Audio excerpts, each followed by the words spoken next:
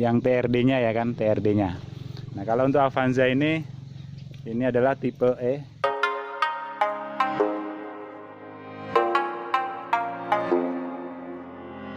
Assalamualaikum warahmatullahi wabarakatuh. Semoga di hari ini kita selalu dalam kesehatan dan kebarokahan, amin.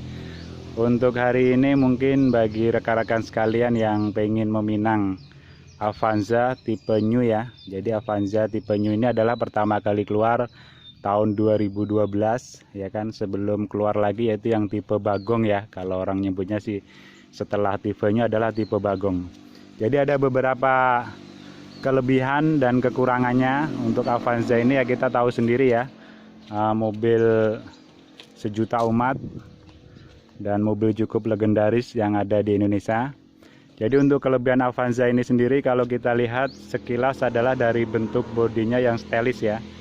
Jadi bentuk bodinya ya, karena ini termasuk mobil baru kan tahun 2012, dia sangat simple sekali dan cukup modern. Kalau kita lihat baik dari depan maupun dari samping ya kan, ini posisi dari depan ya kan, ini dari samping. Nah, ini adalah kembarannya, yang di belakang itu adalah Daihatsu Xenia ya kan.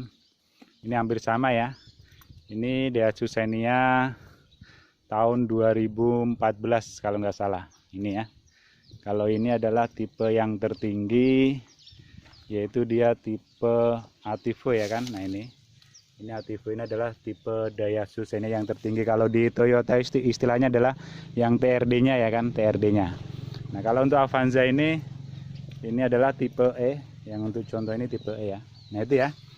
Jadi yang pertama adalah dari bodi, dia ini stainless dan modern ya kan untuk penampakannya. Yang berikutnya adalah untuk kelebihan daripada Toyota Avanza ini adalah berada di bagian mesinnya ya. Jadi mesinnya ini cukup gampang dalam perawatannya. Jadi mesin Avanza ini cukup gampang ya kan, di dalam perawatannya istilahnya itu hampir setiap bengkel bisa ya kan, baik bengkel kampung maupun di perkotaan, dan jaringan servisnya juga cukup banyak ya kan. Istilahnya itu hampir di seluruh Indonesia itu dia ada. Jadi untuk mesinnya itu mudah di dalam perawatannya. Yang berikutnya adalah kelebihan daripada Toyota Avanza ini adalah mudah di dalam kita memperoleh spare part. Jadi untuk spare part Toyota Avanza ini kita jangan khawatir kalau seandainya tidak ada ya. Nah itu.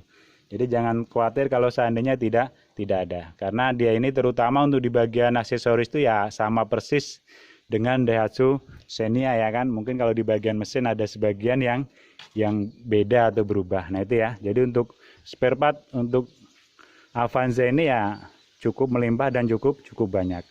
Yang kelebihan berikutnya adalah untuk tenaga mesinnya ya cukup lumayan lah ya kan. Cukup lumayan, cukup ada. Nah itu adalah untuk mesinnya. Jadi untuk mesinnya itu ya untuk tenaganya cukup ada. Sekarang kalau kita lihat di bagian cabinnya atau di bagian dalamnya, kelebihan daripada Toyota Avanza ini adalah yang pertama itu adalah dari cabinnya yang cukup luas ya kan, karena ini mampu untuk memuat kapasitas sekitar 6 orang dewasa ya kan. Nah ini jadi cabin Daihatsu Avanza ini cukup luas dan cukup nyaman lah untuk seandainya kita buat bepergian. Itu adalah kelebihan Toyota Avanza kalau seandainya kita mau bepergian. Kelebihan yang berikutnya untuk Toyota Avanza ini adalah untuk di kemudinya ya, jadi cukup nyaman. Jadi untuk kemudi Avanza ini cukup nyaman, terus untuk pandangan kita itu luas ya. Jadi pandangan kita ini luas, ini karena tipe yang new yang saya gunakan, jadi memandang kanan kiri itu nyaman sekali ya kan, jadi luas sekali untuk pandangan kita. Nah ini ya. Nah untuk kelebihan yang berikutnya adalah untuk Toyota Avanza ini ya harga jualnya cukup stabil ya kan. Jadi kalau untuk investasi itu ya istilahnya tidak terlalu mengoreksi lah kalau seandainya kita mau jual lagi, dan cukup banyak peminatnya itu ya. Jadi harga jualnya cukup stabil untuk Toyota Avanza ini dan cukup banyak peminatnya, karena memang dia juga salah satu mobil yang penjualannya luar biasa untuk di Indonesia ya kan. Untuk saat ini juga sangat luar biasa sekali untuk penjualannya. Itulah beberapa kelebihan Toyota Avanza.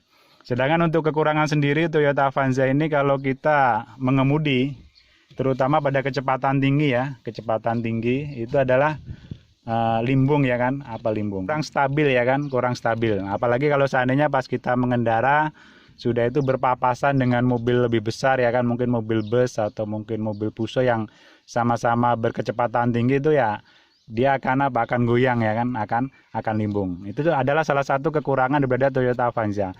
Kekurangan yang berikutnya, walaupun dia ini mampu untuk memuat daripada 6 orang, tapi ya terutama untuk bangku belakang itu ya memang cukup dirasa sempit ya kan.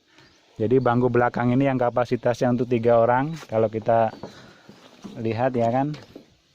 Jadi bangku belakang ini bisa untuk 3 orang, cuman memang tidak lebar ya kan. Nah ini cukup sempit ya kan. Sebenarnya sih untuk 2 orang saja ya kan. Nah tapi ini bisa dipaksakan untuk 3 orang. Nah itu ya. Jadi untuk bangku belakang ini ya kurang nyaman, jadi cukup sempit. Terus kekurangan yang berikutnya adalah untuk bagian peredamnya ya kan. Jadi peredam ini kurang maksimal, jadi suara mesin atau suara ban tuh sering masuk ke dalam kabin. Nah, mungkin ya, ini bisa diakalin ya dengan cara kita ganti peredam ya kan, kita pasang peredam lagi. Kekurangan yang berikutnya adalah untuk mobil ya sekelas LGC ini ya wajar lah, terutama adalah untuk fitur keselamatan ya kan. Kalau yang untuk keluaran tahun 2012 itu selalu belum ada airbagnya ya kan, baik di sopir maupun di bagian penumpang ya kan, jadi belum ada.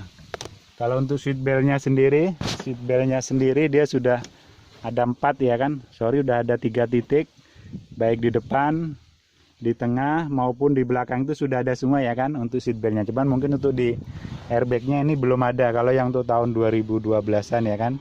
Tapi kalau yang tahun 2014 itu insya Allah sudah ada. Itu adalah kelemahan daripada Toyota Avanza. Terus kelemahan yang berikutnya adalah dia ini minim daripada fitur keselamatan ya kan. Terus kelemahan yang berikutnya adalah untuk aki itu ada beberapa yang sering mengalami trouble ya kan. Jadi akinya itu kalau mesin kondisi panas itu susah di starter. Tapi ya insya Allah kalau yang produk-produk terbaru itu sudah ada perbaikan ya kan. Sudah ada perbaikan. Nah itulah beberapa kelemahan daripada Toyota Avanza. Nah termasuk mungkin di bagian rem ya kan. Rem ini untuk bagian belakang ini masih menggunakan tromol ya kan.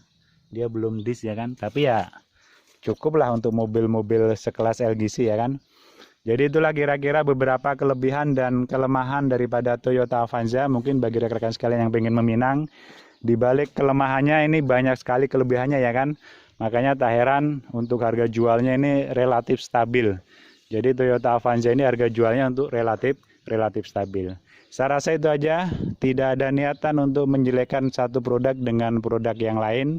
Ini hanya sifatnya sharing.